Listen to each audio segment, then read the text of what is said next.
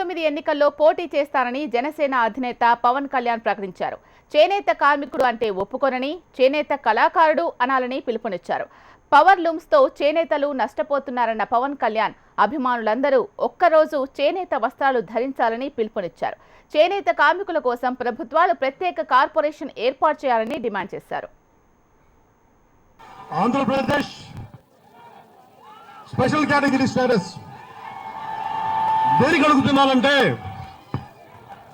నాకు చాలా విసుగైన విషయం ఏంటంటే, రాజకీయాల్లో మీరు ఓట్లకు వచ్చినప్పుడు, మా పార్టీకి ఓటు వేయండి అని వచ్చినప్పుడు చాలా సరళమైన భాషలో, అర్థమయ్యే భాషలో మాట్లాడతారు. అదే మా హక్కులు చేనేత కార్మికులు ఇస్తాం మనం చెప్తారు. కళాకారులు మనకి పాదయాత్రలకు వచ్చినప్పుడు మా సమస్యలు ఇవి అంటే మీకు అండగా ఉంటామని చెప్పారు. కానీ పదవిలోకి వచ్చాక ఎందుకు మీరు నిలబడలేకపోయారు?